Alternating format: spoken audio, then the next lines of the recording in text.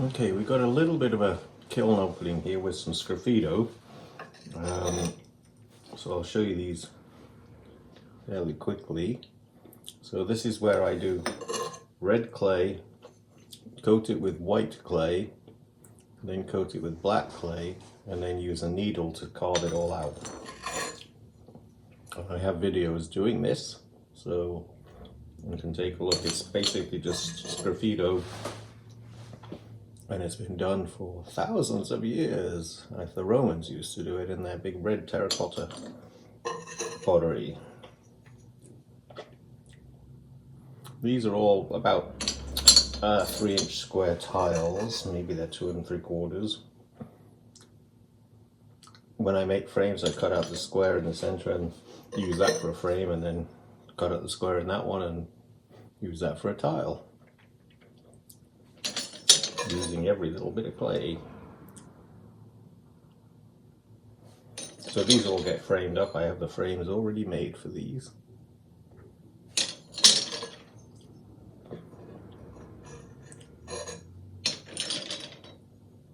Oops.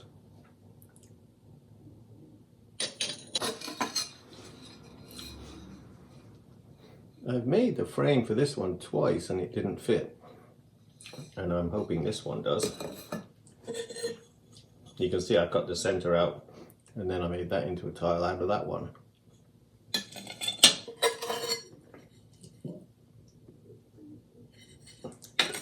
So I'm going to have about 30 little tiles, I think, in this firing to frame up. So I'll be busy this weekend.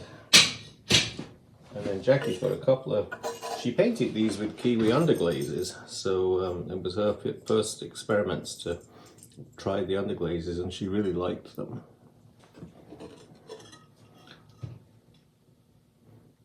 They're having fun, aren't they? Fun whales.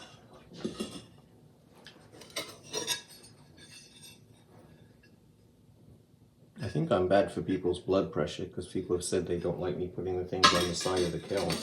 But honestly, in all this time I've been doing pottery, I've never knocked a piece off the side of the kiln. It's like when people tell their kids not to touch anything, they say, look with your eyes.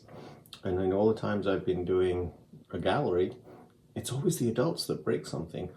Because the kids, although they look like they're scary, they tend to behave. Backpacks and umbrellas, deadly in a gallery. Look at these, they're really nice. Jackie did these with Kiwi Underglazes, so they're really nice. That's a beautiful one, color in that reminds me of a Bonnard painting. Okay, the next layer down. A couple more of Jackie's. I think she did great with these. Really beautiful color.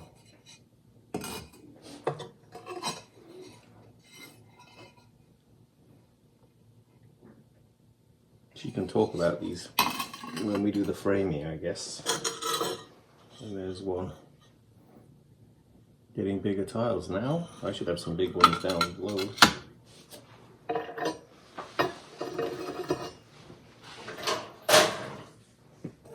Here's a bigger one. Schooner.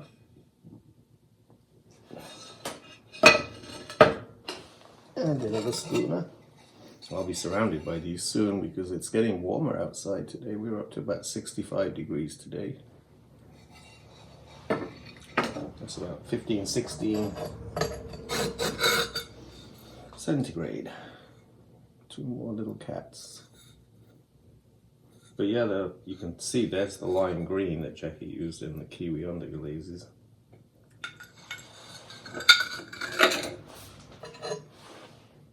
Very clean color. Staying totally flat.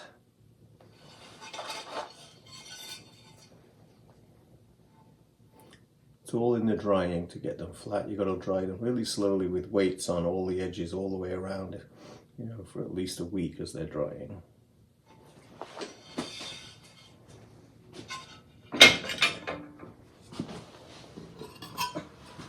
Next layer down, I think, is the actual. That's a loon, but it's a little dark, that loon. I think you can see it. So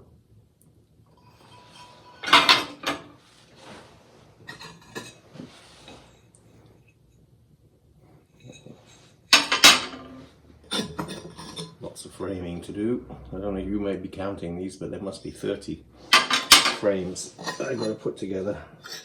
I'm glad I have all the frames made. Okay, there you go. A whole bunch of mugs down there. Let's see how good they are. Let's do the vases first. All painted with Kiwi Underglazes. Make you happy? This is too big as a drinking glass. It's just a vase. Ooh. That's one of Jackie's. She was doing a few with me. She's been trying them. She says she's going to do a video of them, but so far she's busy. Jackie's got that new studio above me in the new building, and she's doing large paintings.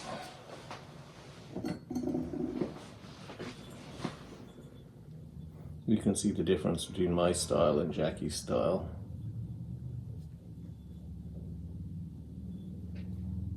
Don't want to break any of these. Oh, that's pretty. That's very nice.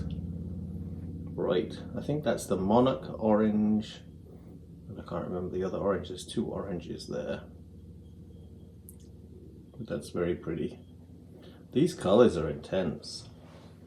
I've posted the glaze recipes for the cone 04 clear and also the cone 6 clear that I just developed, so I'll post them again in this video. Honestly, it took me decades to find a good clear glaze, and then I had to modify it and change it, so that's worth a fortune to get that recipe, because it saves you having to develop one and go through all the cloudy glaze tests that you will get. That's a beautiful mug too. Some of these mugs will be probably I'm going to price them because there's a lot of time in these, about 95 Canadian dollars for the smaller ones and probably 110 for the larger ones, which in the US dollars you'll get $1.40, 40 something I think for the,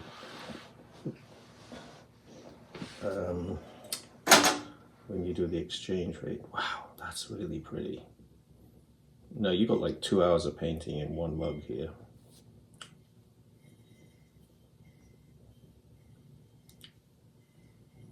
Very nice.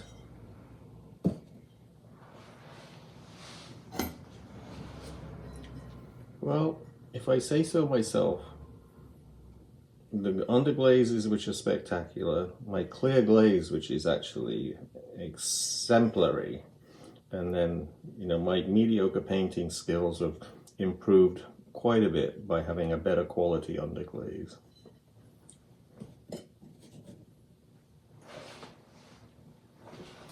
Ooh, that's a pop one. That really popped, didn't it? Every one of these is totally different.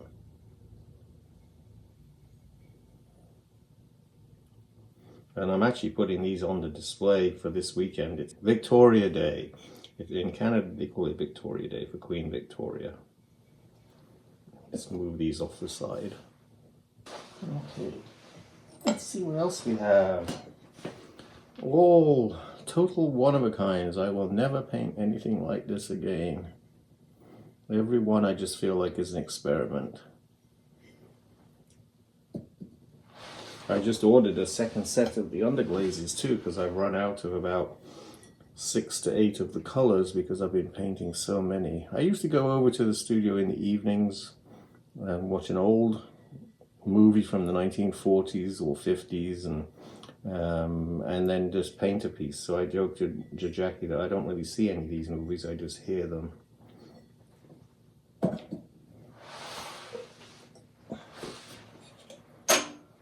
That is really pretty too. If you can see, I'm painting the flowers with variegated petals. So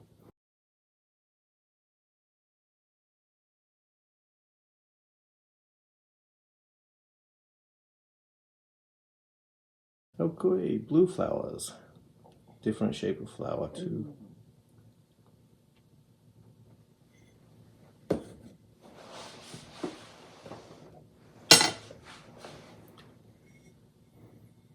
I've been experimenting with background colors too on these.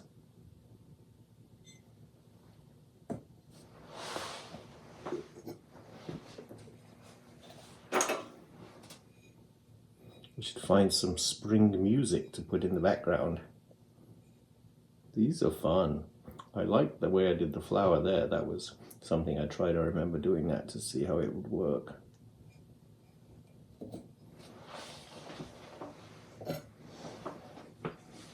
I found myself in the evenings getting tired, having dinner, and then just falling asleep on the couch, basically. And I thought, no, that's what my dad used to do. And so I don't want to be that person. So that's why going over to this new studio in the evenings and just doing one painted piece like this while watching a movie in the background kind of thing, I think it's actually energized me a little bit, and I don't get tired because I'm kind of interested in playing at the moment with all these colors. I think I might even try to paint some birds with these underglazes too. I love that one actually. Yeah, that's a really nice color combination. You should wait till the next kiln, because I've got some, I don't know where I'm going to post this video actually, because I've got another 2 kilns with underglaze painted pieces coming out in the next 2-3 days. That one I painted a really bright yellow background all the way around, really nice. And there's been no shivering. Sometimes I've had underglazes that actually encourage shivering on the edges of the handles. I haven't seen any of that, so I'm still giving a thumbs up to Kiwi Underglaze. Thank you very much. And it's certainly helped me out a lot with my painting. And that's the last piece out of that kiln. So that I enjoyed that unloading, because that was all experiment, so that's fun. But I am firing the 2 new kilns in the new studio, and both of them have underglaze painted bowls and canisters, and but French butter keepers too. So and I am using Kay's mug. Kay visited from India last summer, so and he's studying here in Canada now at the moment, and wants to become a potter. So thank you very much, Kay. I love this mug.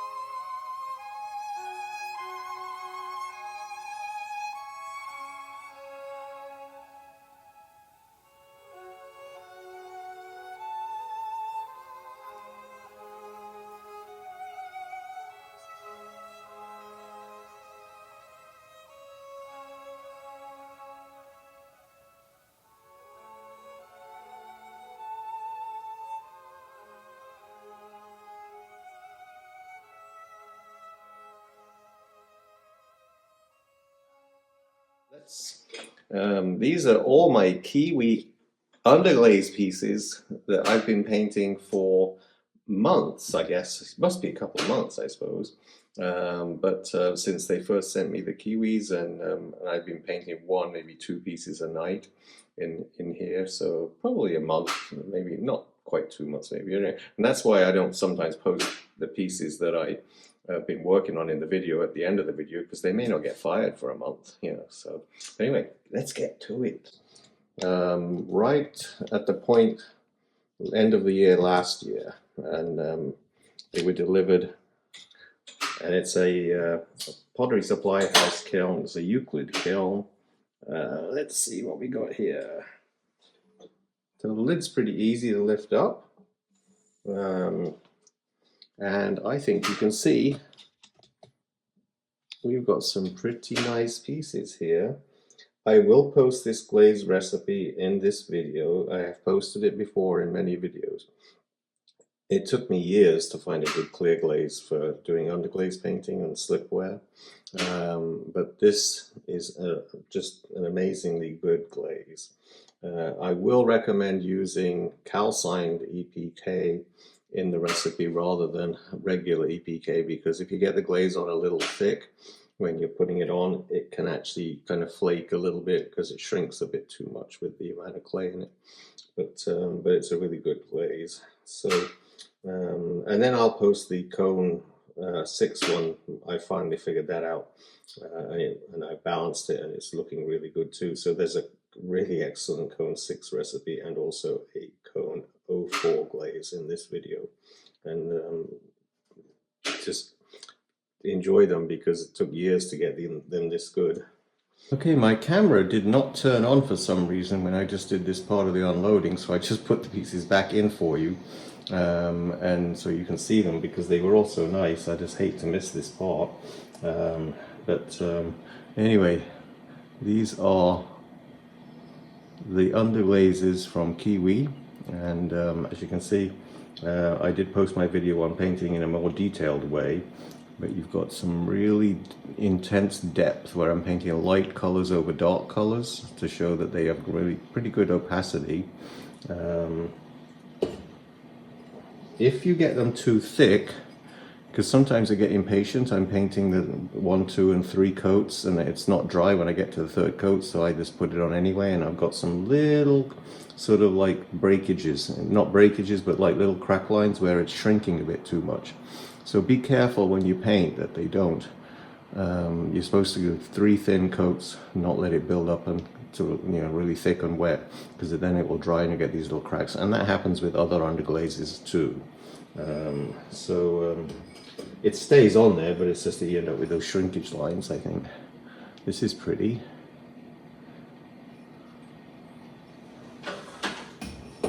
I think it makes me think of spring, which we have bursting around us at the moment. Forsythia is just finally falling off with green leaves appearing on those bushes. And Spirea is just starting to leaf out. And inland, you've got it even more progress. We're about a week behind the inland area here because we're on the coast where it's always a little cooler, which is great in the summer when it's really hot everywhere else. This one I like a lot. This is that monarch orange.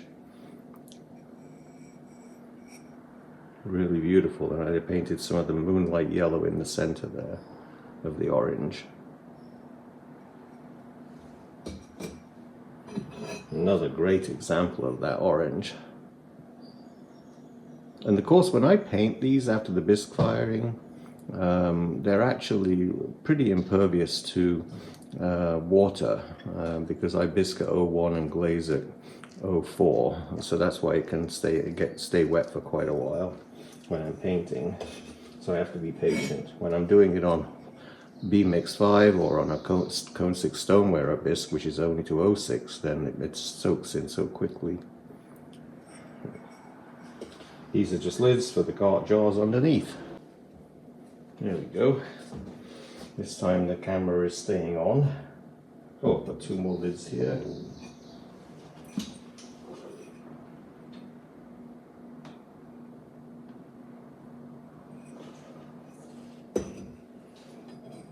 Well, this one definitely got too thick in the center. You'll see those little lines, but they kind of almost look like part of the veins of the flowers.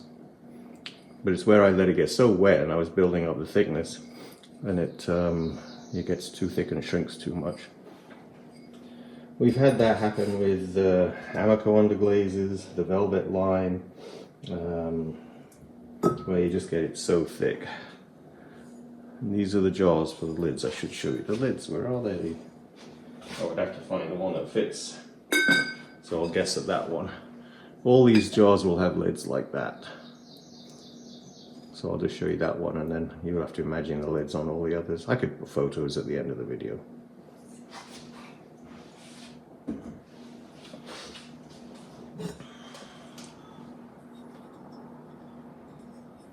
That's really pretty. Now I'm trying all sorts of colors, painting dark over light, light over dark, painting single coats so that basically it's a bit transparent for things in the background. So there's many ways to sort of make a painting pop. Monarch orange again. There's two oranges that are really good in this, in the Kiwi Underglazes, and I'm using both. You can see there and there. Yeah, orange is an amazing color. I don't use it very much in my painting, but with these, that orange is just so beautiful.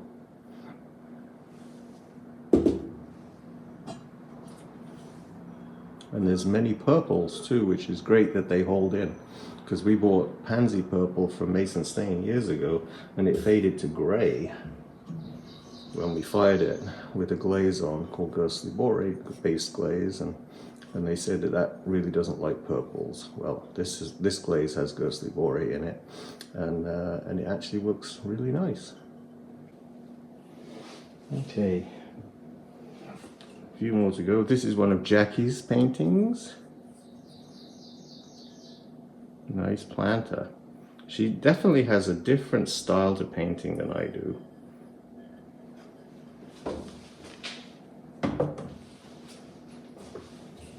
This is the one I did the video of.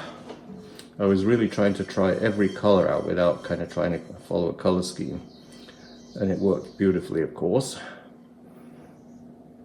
And I think my painting got better as more I practiced doing these. So this one's nice, but it's my least favorite of all of them at the moment.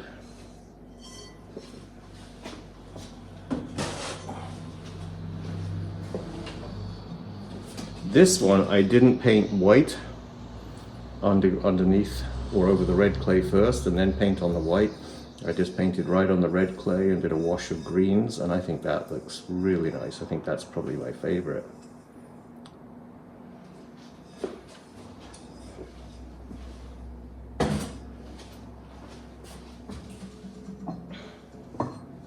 I made a couple of little tiny tea bowls.